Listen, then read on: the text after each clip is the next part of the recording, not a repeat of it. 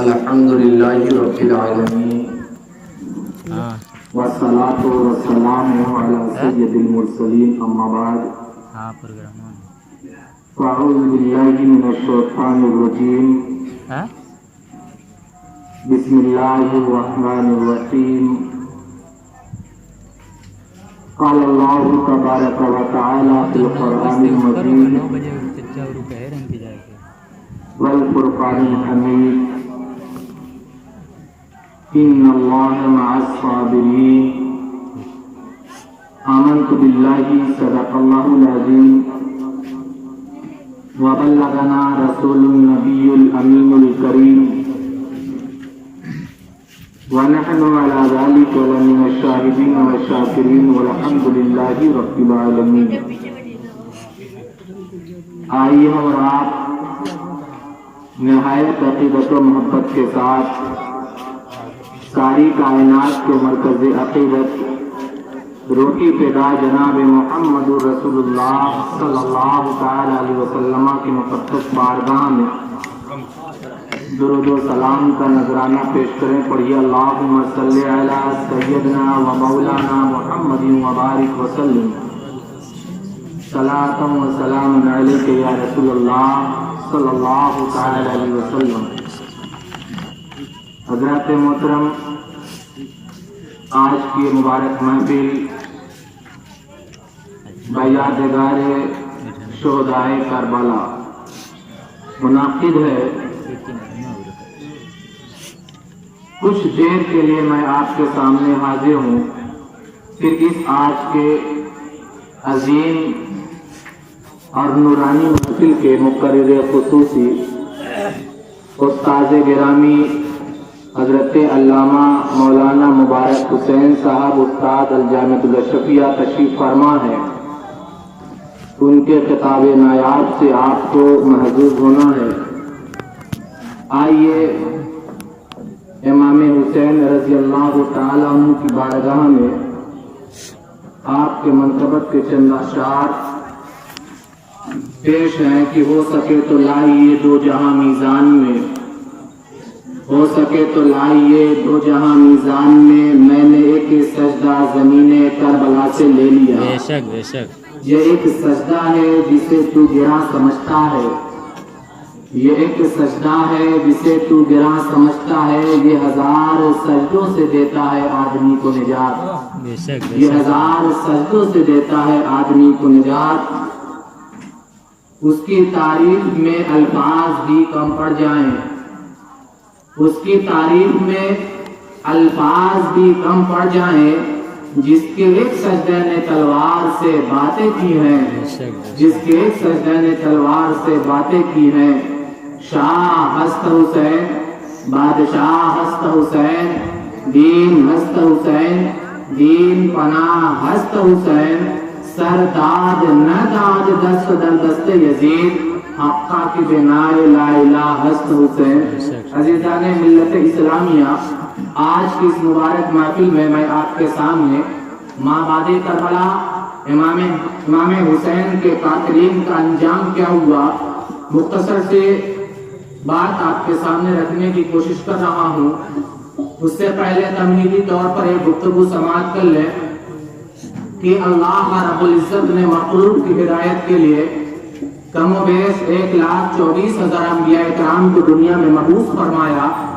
سب سے پہلے نبی حضرت آدم علیہ نبینا علیہ الصلوۃ والتسلیم ہے، اور خاتم النبیین، سید المرسلین، رحمت للعالمین، شفیع المذنبین جناب محمد بن عبداللہ صلی اللہ تعالی علیہ وسلم سب سے آخری نبی ہے. ان کے بعد کوئی نبی نہیں ہو سکتا. انبیاء کرام علیہ الصلوۃ والتسلیم سے ایک اللہ کے نبی ہیں جن کا نام حضرت صالح علیہ السلام ہے. حضرت صالح علیہ السلام قوم سمود کی طرف بھیجے گئے تھے. قوم سمود کو آپ نے تبلیغ کی، اللہ کی وحدانیت کی طرف انہیں بلایا اور انہوں نے تبلیغ کی. تو جب آپ نے اپنی قوم سمود کو تبلیغ کی تو قوم کے لوگوں نے کہا کہ ہم آپ سے ایک معجزہ طلب کرتے ہیں کہ آپ سامنے جو پہاڑی ہے اس سے آپ ایک اونٹنی ظاہر فرما دیں اور وہ اونٹنی توانا ہو، تندرست ہو. عظیم الجثہ ہو اور وہ اونٹنی دیکھنے میں بھی بھلی ہو، اور جیسے ہی وہ اونٹنی اس پہاڑ سے ظاہر ہو وہ بچہ جن دے۔ حضرت صالح علیہ السلام نے اللہ کی بارگاہ میں دعا کی، اے میرے پروردگار عالم، یہ میرے قوم کے لوگ ہیں، تیری وحدانیت پر اور میرے نبوت پر دلیل کے لیے انہوں نے پہاڑ سے اونٹنی کو طلب کیا ہے، اے پروردگار عالم پہاڑ سے اونٹنی کو ظاہر فرما دے۔ اللہ رب العزت کی بارگاہ میں یہ دعا کرنا تھا، اللہ رب العزت نے پہاڑ سے اونٹنی کو ظاہر فرمایا۔ وہ اونٹنی ظاہر ہوتی ہے اور پہاڑ شق ہوتا ہے، اور اس کے بعد اونٹنی وہیں پر بچہ جنتی ہے۔ حضرت صالح علیہ السلام نے اپنی قوم کے لوگوں سے کہا، اے میری قوم کے لوگوں، دیکھو جس چیز کو تم نے طلب کیا تھا میں نے اس کو تمہارے سامنے پیش کر دیا ہے، اب اللہ رب العزت کی وحدانیت کا اقرار کر لو، اب میری نبوت کو مان لو۔ اور آپ نے قوم سے یہ بھی کہا کہ اللہ کی نشانی ہے، اسے کوئی تکلیف نہیں ہونی چاہیے۔ حضرت صالح علیہ السلام نے اپنی قوم کے لوگوں سے کہا، اے میری قوم کے لوگوں، جھرنوں سے جو پانی تالاب میں جمع ہوتا ہے، اس پانی کو ایک دن تم استعمال کرو گے اور ایک دن اونٹنی پیے گی۔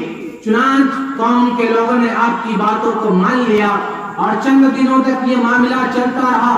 اللہ اکبر مسلمانوں، پھر جب قوم کو پریشانیاں لاحق ہوئی، چند دنوں تک انہوں نے برداشت کیا کہ ایک اونٹنی ایک روز تالاب کا پانی پیتی تھی اور ایک روز قوم کے لوگ پانی کو استعمال کیا کرتے تھے۔ چند دنوں کے بعد جب انہیں پریشانیاں لاحق ہوئی اور جب انہیں پریشانیاں لاحق ہوئی تو ان لوگوں نے اونٹنی کو تکلیف پہنچانے کی کوشش کی اور انہوں نے ارادہ کیا کہ اونٹنی کو قتل کر دیا جائے۔ چنانچہ اسی قوم کا ایک شخص تھا جس کا نام تھا قدار بن صالح۔ قدار بن صالح یہ پست قد شخص تھا، یہ زانیہ کا لڑکا تھا، بھوری آنکھ والا تھا اور اس کا جسم سرخ رنگت والا تھا۔ اس نے اس اونٹنی کے پیروں کو کاٹ دیا اور اس کے پیٹ کو چاک کر دیا، اور اس طریقے سے اللہ کی اس نشانی کو اس نے شہید کر دیا۔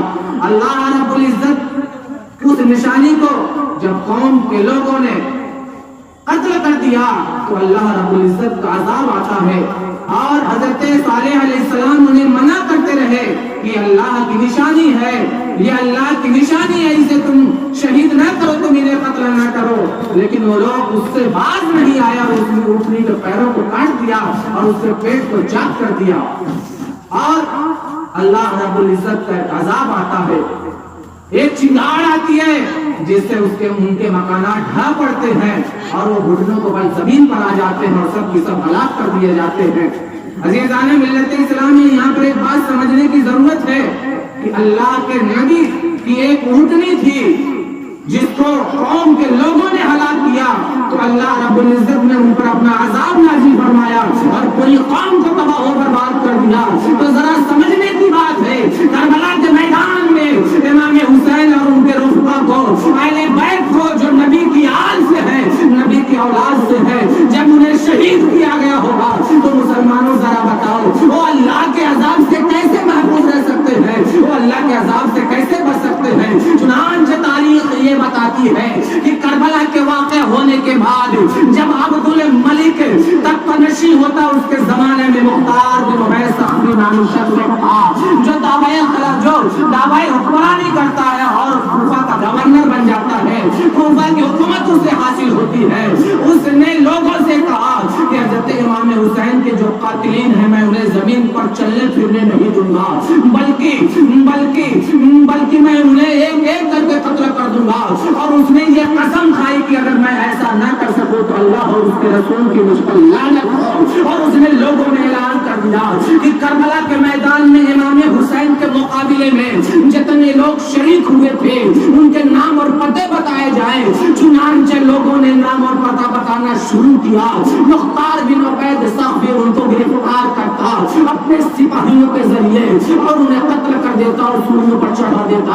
اللہ اکبر مسلمانوں، اس طریقے سے کربلا کے میدان میں جن لوگوں نے امام حسین کے مقابلے میں امام حسین سے جنگیں کی تھی ان کو صفحہ ہستی سے مٹا دیا گیا۔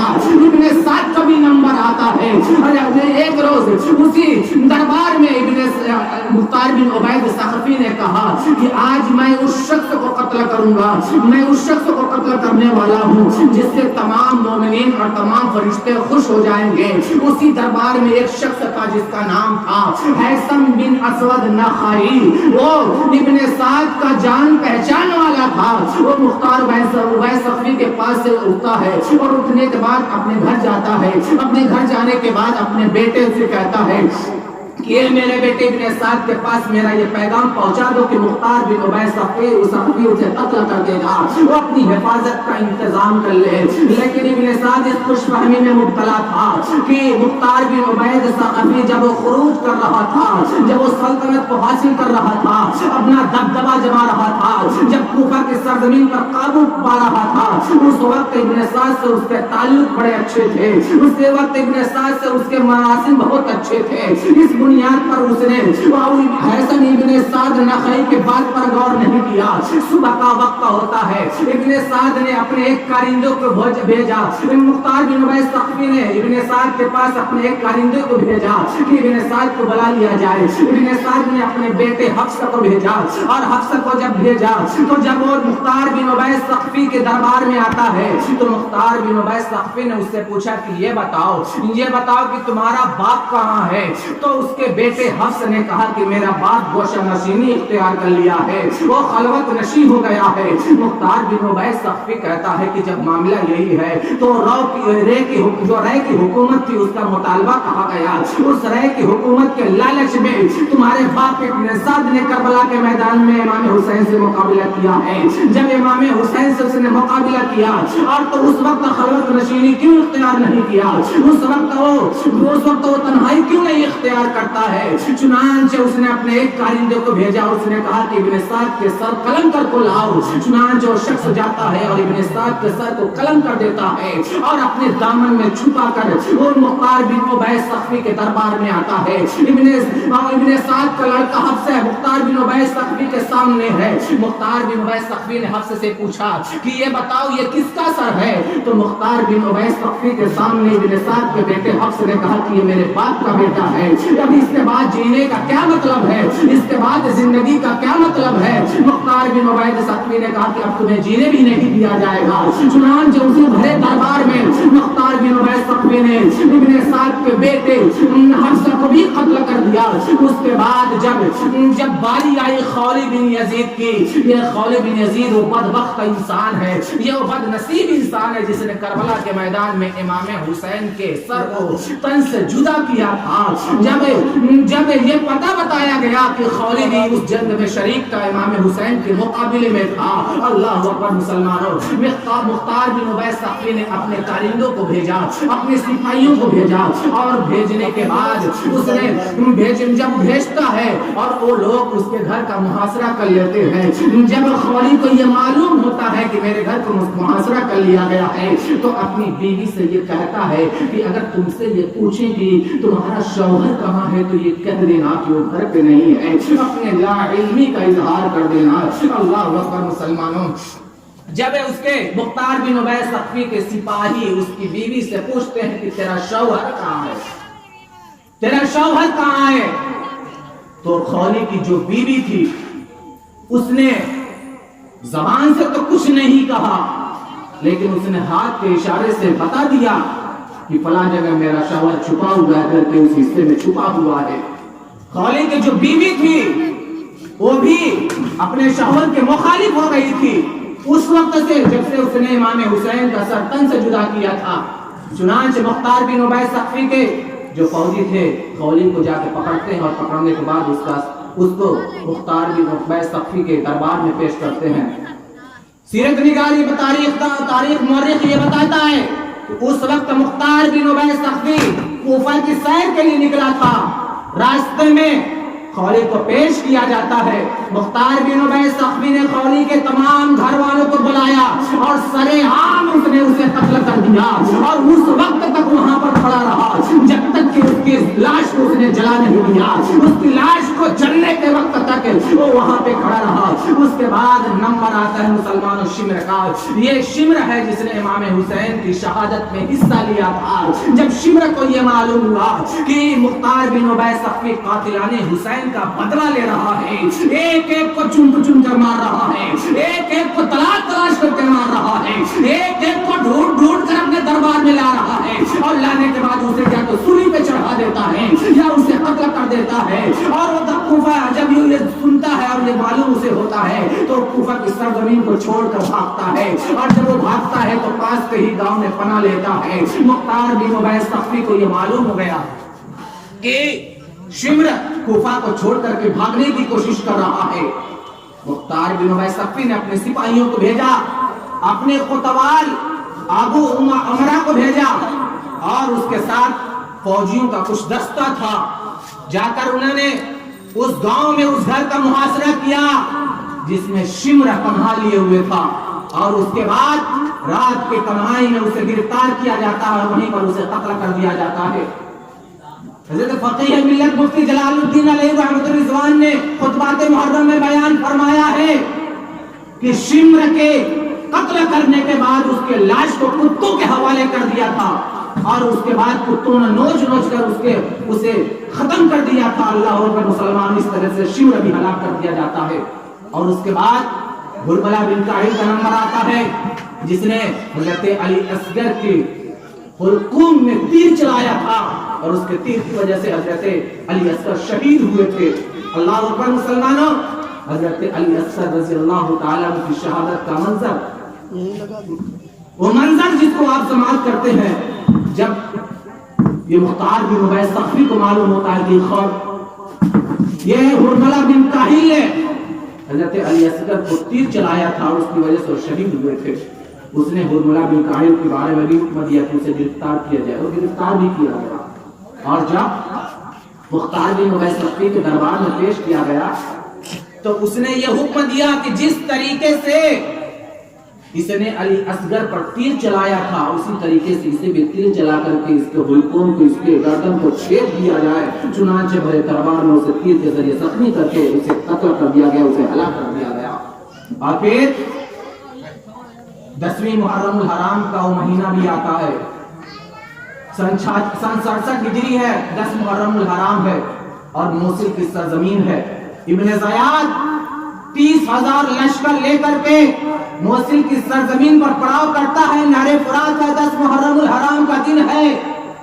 مختار بن عبید ثقفی نے اپنے ایک کمانڈر اور اپنے ایک سپاہ سالار جس کا نام تھا مالک بن اشتور کو فوجی دستہ دے کر کے ابن زیاد کے مقابلے میں مختار بن عبید ثقفی بھیجتا ہے. اور اس کے بعد مالک بن اشتور صبح سے لے کر شام تک ابن زیاد کا مقابلہ کرتے ہیں. جنگ ختم ہونے کا نام نہیں لیتی ہے, شدت کی جنگ ہوتی ہے, شدید قسم کا معرکہ ہوتا ہے, اور جنگ ختم ہونے کا نام نہیں لیتی ہے. لیکن شام کے وقت پھر ایسا معاملہ پر ہوتا ہے کہ مالک بن اشتور کی فوج غالب آتی ہے, اور جب مالک بن اشتور کی فوج غالب آتی ہے تو مالک بن اشتور نے کہا کہ ابن زیاد کے جو سپاہی بھاگ رہے ہیں انہیں پکڑا جائے, ابن زیاد کے جو فوجی جا رہے ہیں انہیں پکڑا جائے, کسی کو زندہ نہیں چھوڑا جائے. چنانچہ اسی درمیان میں ابن زیاد بھی مارا جاتا ہے, اور اس کے سر کو کاٹ کر کے مالک بن اشتور کے پاس پیش کیا جاتا ہے. مالک بن اشتور نے ابن زیاد کے سر کو کوفہ کی سرزمین پر مختار بن عبید ثقفی کے پاس بھیج دیتے ہیں. اور جب مختار بن عبید ثقفی کے پاس ابن زیاد کا سر پہنچتا ہے تو اس نے حکم دے دیا کہ کوفہ کو سجایا جائے, کوفہ کی گلیوں کو سجایا جائے, دارالعمارت کو سجایا جائے, خوشیاں منایا جائے. اس لیے کہ آج کا ہی دن ہے جس دن ابن زیاد کے حکم سے امام علی مقام کو کربلا کے میدان میں شہید کر دیا گیا تھا. اور سے 6 سال پہلے 10 محرم الحرام سن 61 ہجری میں کربلا کے میدان میں امام حسین کو شہید کر دیا گیا تھا. اور جس طریقے سے امام حسین کا سر مبارک اس دارالعمارت میں, اس دارالخلافہ میں جہاں تھا وہاں ابن زیاد کا سر ہے. اور اس کے بعد اس نے کہا کہ دیکھو یہ امام حسین کے قاتلین کا انجام ہے اور یہ بچنے والے نہیں تھے. اللہ اکبر مسلمانوں, تاریخ یہ بتاتی ہے کہ امام حسین کے قتل میں, اپنی شہادت میں جن لوگوں نے بھی حصہ لیا تھا ان کا نام و نشان مٹا دیا گیا, ان کا نام و نشان مٹا دیا گیا. جس طریقے سے ایک قوم نے حضرت صالح علیہ السلام کی روٹین کو ہلاک کیا تو پوری قوم کو ہلاک کر دیا گیا, اسی طریقے سے جو میرے آقا کریم صلی اللہ تعالی علیہ وسلم کے نواسے تھے, جو میرے آقا کریم صلی اللہ تعالی علیہ وسلم کے آل سے تھے, جن کے بارے میں میرے آقا نے فرمایا الحسین منی وانا من الحسین, حسین مجھ سے ہے اور میں حسین سے ہوں. اللہ اکبر مسلمانوں, میرے آقا نے فرمایا تھا حسین حسن اور حسین جنتی میرے پھول ہے. میرے آقا نے فرمایا تھا میرے جنتی جوانوں کے سردار ہیں جن کی فضیلتوں میں میرے آقا نے حدیث بیان فرمائی ہے, ان کو کربلا کے میدان میں شہید کر دیا گیا ہو. جو میرے آقا کی چہیتی صاحبزادی حضرت فاطمہ کے صاحبزادے رہے ہو, ان کو کربلا کے میدان میں شہید کر دیا گیا ہو. وہ عذاب الہی سے کیسے بچ سکتے تھے جس طریقے سے حضرت صالح علیہ السلام کی روٹنی کو ہلاک کرنے والوں کا انجام عذاب کی شکل میں ان پر نمودار ہوا اور ان کو سفید ہستی سے مٹا دیا گیا. تاریخ یہ بتاتی ہے کہ واقعہ کربلا کے 6 سال کے بعد تمام لوگ سفید ہستی سے مٹا دیے گئے. جو یزیدی کوفی تھے, جو یزیدی شامی تھے, جو امام حسین کی شہادت میں جنہوں نے حصہ لیا تھا, ان کا نام و نشان روئے زمین سے مٹا دیا گیا. اس سے سمجھ میں آ گیا کہ ظالم چاہے کتنا بھی ظلم کر لے, چاہے کتنا ظلم کا پہاڑ توڑ لے, لیکن ایک دن وہ بھی آئے گا کہ اللہ رب العزت اسے عذاب میں مبتلا کرے گا اور اس کو سفید ہستی سے مٹا دے گا. مسلمانوں, امام حسین کی تاریخ کو یاد رکھو, ان کی تاریخ کو پڑھو, اس لیے کہ ان کی تاریخ پڑھنے سے, ان کی شہادت پڑھنے سے ایمان تازہ ہوتا ہے. قتل حسین اصل میں مرد یزید ہے, اسلام زندہ ہوتا ہے در کربلا کے بعد. شاہ ہست حسین, بادشاہ ہست حسین, دین ہست حسین, دین پناہ ہست حسین, سرداد نداد دست در دست یزید, حقا کی بنا لا الہ ہست حسین. استغفر اللہ ربی من کل ذنب و اتوب الیہ, لا الہ الا انت سبحانک انی کنت من الظالمین, لا الہ الا اللہ محمد رسول اللہ صلی اللہ علیہ وسلم. السلام علیکم.